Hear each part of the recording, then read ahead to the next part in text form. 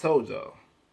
I told y'all. Didn't I tell you? I just told y'all this. I just told y'all this. After the game, I told y'all, our quarterback is great, but the rest of his team is hot butter garbage. And it just doesn't go for the team. It doesn't just go for the team. It goes for the organization as a whole. The Houston Texans as a whole organization, the Houston Texans as a whole organization is hot butter garbage. Hot butter garbage. As a team or organization and a motherfucking crew. Hot butter garbage. What's up, YouTube? Your boy back once again with another sport topic, and today we're going to talk some football. Houston Texans football. The Houston Texans, if you believe the reports, the Houston Texans is either it's official or it's coming down really, really close that they are going to hire a new general manager, and it's not who we want, and it's not even one of the top candidates. It's Nick Caserio, the vice president of the New England Patriots, vice president of player personnel for the New England Patriots. A guy who they tried to get 2 years ago to bring into Houston. And what do I say this? I'm not surprised. I'm not surprised in the slightest. Because this is the most Houston Texan thing. The Texans gone Texan. That's the take of the day. Not just that they hot butter garbage. It's that the Texans are going to Texan. That's exactly what it is. They're going to do the exact same thing over and over again. Like somebody got them stuck on repeat. That's what it feels like. Like somebody got them stuck on repeat. And the thing that frustrates me the most, is that I knew this. I knew this 2 weeks ago when they was going out there interviewing Lewis Riddick, and when they was going out there interviewing Marvin Lewis, and then also interviewing Caldwell. That especially with Marvin Lewis and Caldwell, that struck a light bulb in me. I'm like, the Texans know who they about to hire. The Texans know exactly who they about to hire. But they interviewing these guys because of the whole Rooney Rule. You know, with the Rooney Rule, if you have a head coach vacancy or a vacancy in player personnel, you have to interview at least 2 minorities. That's the whole Rooney Rule. You have to interview at least 2 minorities, and that's what the Texans were doing. The Texans they did that right there. What they did exactly right there. That they got their tokens out the way so they could hire who they want to hire. That's exactly what they did. They want to hire who they want to hire because they got their tokens out the way. And you know why I say that? It doesn't surprise me at all, and it frustrates me. One, it frustrates me is because the 2 top candidates across the NFL, across the NFL. Is Robert Saleh, the DC for the San Francisco 49ers, and Eric Bieniemy, the offensive coordinator of the Chiefs. And both of them are technically, of course, Eric Bieniemy is African American, he's black, so he classified as a minority. If I'm not mistaken, Robert Saleh is like mixed with something, so he would be technically classified as a minority. They can't even get an interview. I know you're probably saying like, Spitz, man, you talking about the video say Nick Caserio. We talking about Nick Caserio. We're not talking about head coach. Well, the report is that either it's going to come down to either Joe Brady or Eberflus, Joe Brady, the offensive coordinator of the Carolina Panthers, and Eberflus, the defensive coordinator from the Indianapolis Colts. But the reason why I'm saying all this is because the fix was in. They got their interviews out the way. Lewis Rick and all that stuff. I think they interviewed another African American guy too. I don't know if he was from Seattle or if he from a guy from Kansas City, something like that. I know somebody else. They got that out the way.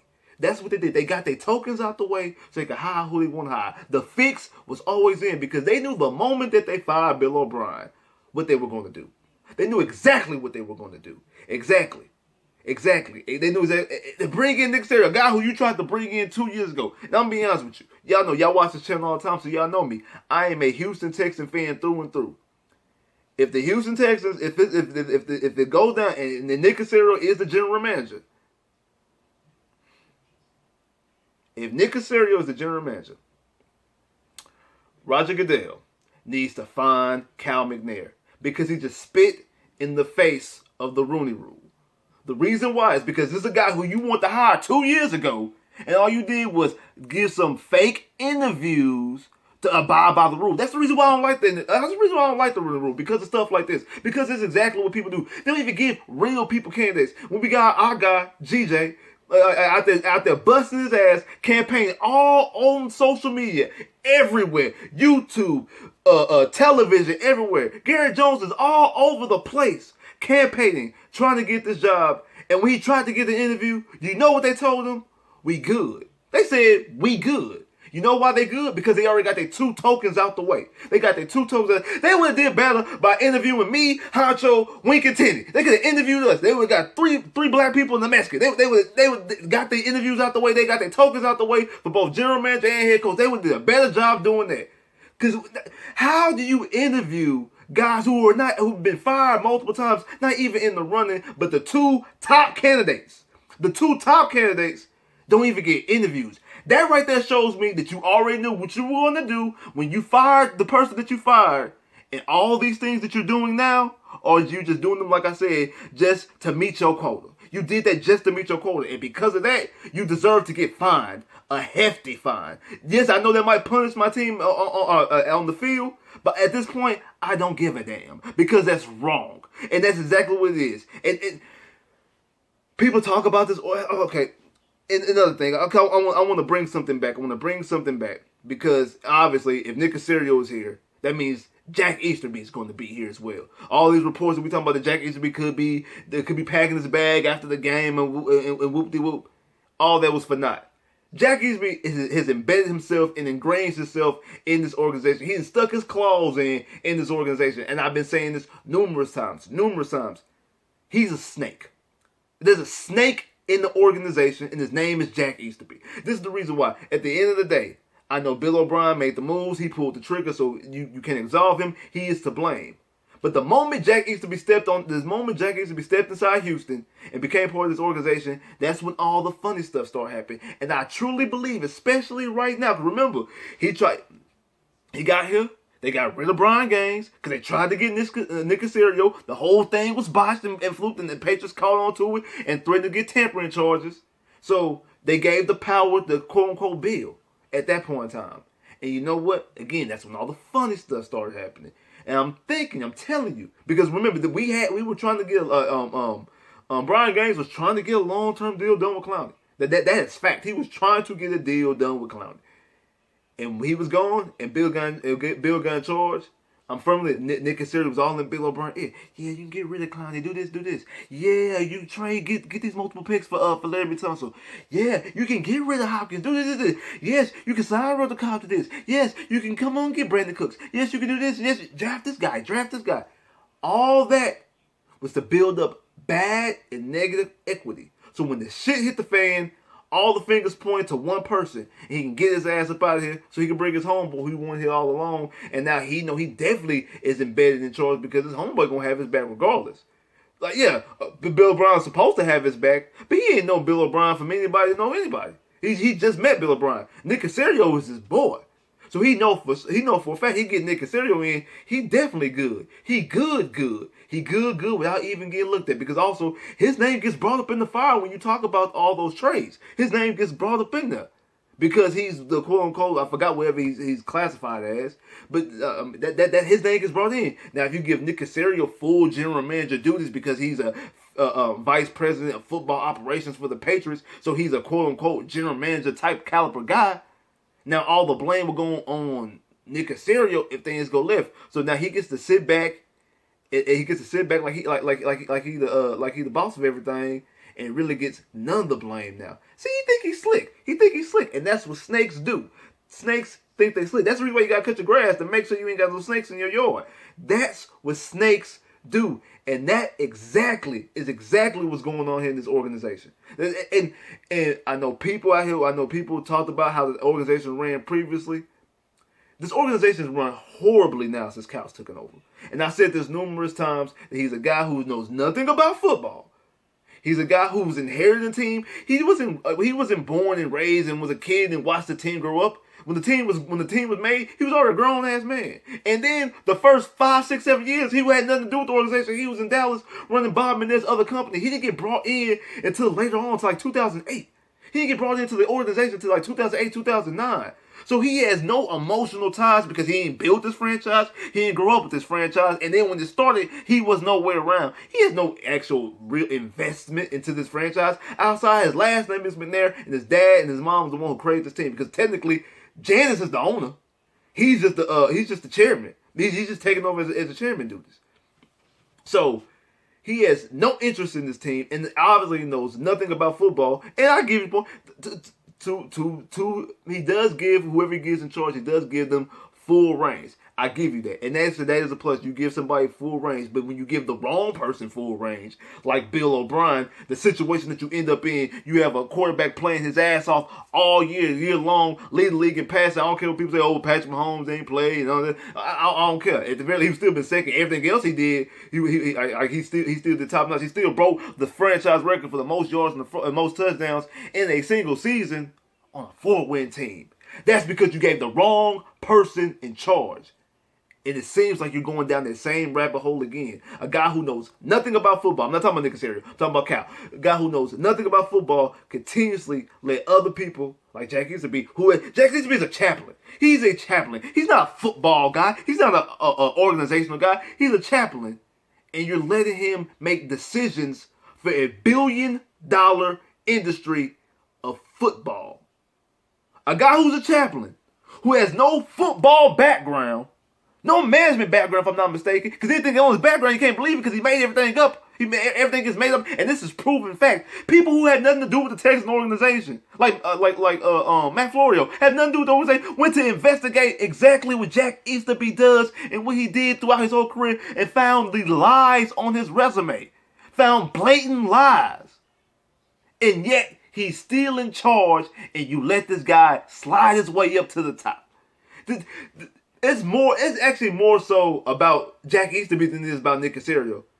But again, we back to what I was saying earlier. We continue doing the same thing over and over again, like we're stuck on repeat. Now to the coaching options again. Even though I wasn't I'm not huge on Airbnb. I say Airbnb is not my 1 or 2. He's actually my 3. Y'all already know my number 1 is Lincoln Riley, which is more likely will be a long shot anyway. My number 2 is Byron Leftwich, and I've been hollering about Byron Leftwich for the past 2.5 years. I'm very high on Byron Leftwich. I think he's going to be a great NFL coach whenever he does get his opportunity. And I do believe Airbnb deserves the opportunity. I have no qualms about Airbnb here. Robert Saleh. I actually think Robert Saleh is going to be a good head coach. I just don't think he's right for this situation, because I think even though our defense is bad, I get it. We need, because the development that Deshaun Watson's in right now, in the stage of his career. Even though it's been 4 years and he's doing all the things he's doing, we have yet to scratch the surface of what Deshaun Watson can do, and he has infancy of his career, and if it's football, NFL development. Like this is true. Him and Patrick Mahomes, even though Patrick Mahomes won Super Bowl, won MVPs, these guys are still at their infancy. They still are in the infancy of being of their progression throughout the NFL. You don't want to continue to swap guys, swap offensive systems, because if you get a defensive-minded head coach, he gets an offensive system, and Deshaun balls out and plays well, and then that offensive coordinator gets a new job, and then you bring in a new offensive coordinator, because more than likely that guy who leaves is going to take a quarterback coach or receiver coach or somebody else with him to be his new OC whenever he gets his new head coaching job. The chances are you might bring somebody else in to be the offensive coordinator, and now you change the system again. So now Deshaun Watson's 27, 28, got to learn a whole new system. It's going to be his third system in the NFL, and he's not going to be able to continue to get that rhythm. You don't want that. That's something that you don't want. So at the very least, if you get an Airbnb, a Byron Leftwich, an offensive-minded guy, even if the offensive coordinator that he puts in place gets a head coaching job and he brings up somebody else, that offensive philosophy is still going to remain the same. So even though it's a different guy calling plays, the principles of the offense is still the exact same. So I have nothing against Robert Saleh. Robert Saleh might be a real good head coach. I just don't think he's right for this situation. Now the Joe Brady's interesting. I'm not mad at the Joe Brady thing, and I'm not like overly excited. I'm more so intrigued because he did some good things with LSU. We did with LSU was very impressive, and also we did this past year. Carolina was very impressive as well. And if that hire does come down, I'm gonna break more of that down. I wouldn't be mad at that. Eberflus, I feel the same way about how I feel about Robert Saleh. Like he could be a good head coach, just don't think he's right because he's a defensive-minded guy. Even though his defense, outside the 2 games this year, like if you go back and look at the playoff game in 2018 and the regular season game we lost in 2018, the game last year on Thursday night, even though Deshaun Watson got those big plays by Hopkins and Fuller, that the Colts defense, outside of these 2 games this year, flusters Deshaun Watson pre-snaps. And that's why the reason why after both of these games, the first person Deshaun Watson runs and talks to is Eberflus in both games. If you find the game copy of both Indianapolis Colts games, he goes and goes straight to Eberflus right after the game. Because he knows that even though these are not his worst games, those defenses give him a lot of complications pre-snap.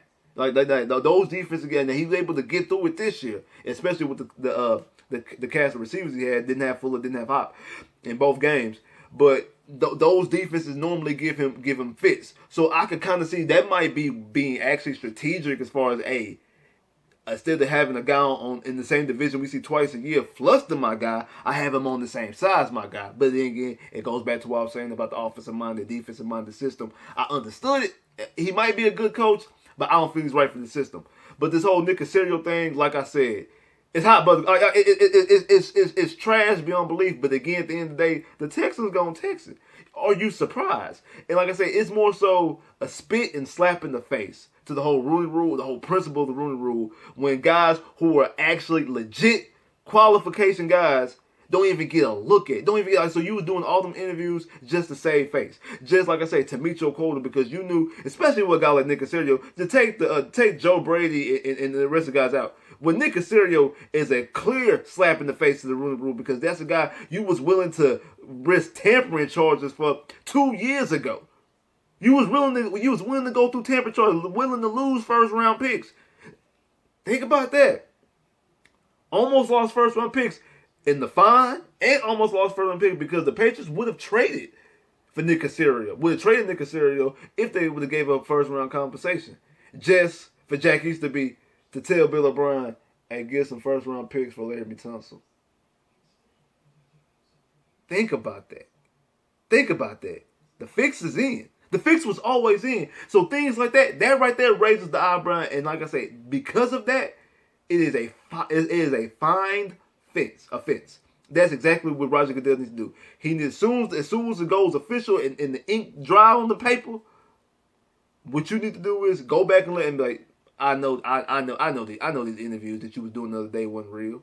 I know these interviews wasn't real. I know they wasn't. So what I'm gonna do is I'm gonna give you a fine. A big fine. Not a little cheap slap on the wrist, a really good fine. Because, like I say, it's a slap in the face to the room when top candidates don't get high, and then a guy who was campaigning like Garrett Jones is campaigning all day long. Every single day. Garrett Jones is on the grind every day. He's on the grind every single day. Hashtag GJ for GM. Every single day. We're going to keep hollering that. Like we said earlier, we're going to holler that all year long. Every time he's out there campaigning and we ask and request a former player of your organization, and you look and say, you good.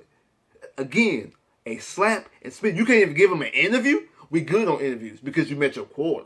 Okay, that is a slap and a spit in the face to the whole principle of the Rooney Rule. And that right there is what frustrates me the most.